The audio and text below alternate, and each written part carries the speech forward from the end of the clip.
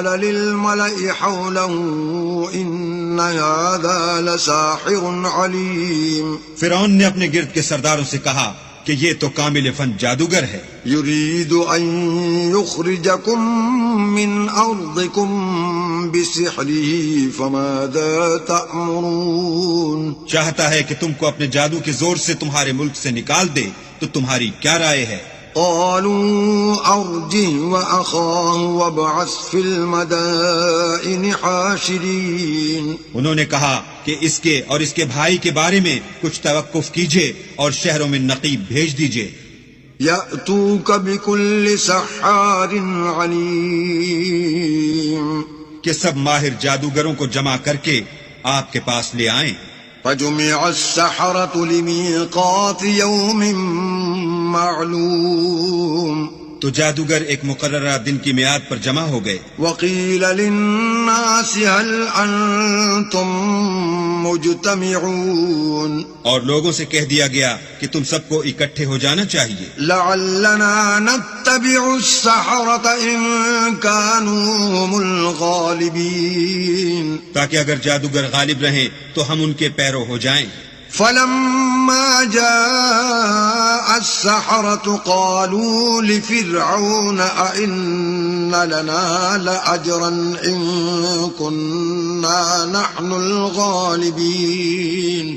جب جادوگر آ گئے تو فرعون سے کہنے لگے کہ اگر ہم غالب رہے تو ہمیں صلہ بھی عطا ہوگا. قال نعم وإنكم إذا لمن المقربين. فرعون نے کہا ہاں، اور تم مقربوں میں بھی داخل کر لیے جاؤ گے. قال لهم موسى ألقوا ما أنتم ملقون. موسیٰ نے ان سے کہا کہ جو چیز ڈالنی چاہتے ہو ڈالو.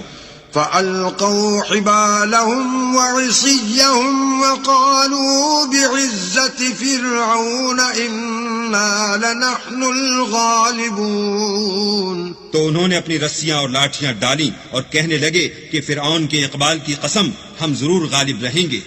فألقى موسى عصاه فإذا هي تلقف ما يأفكون. پھر موسیٰ نے اپنی لاٹھی ڈالی تو وہ ان چیزوں کو جو جادوگروں نے بنائی تھیں نگلنے لگی. فألقي السحرة ساجدين.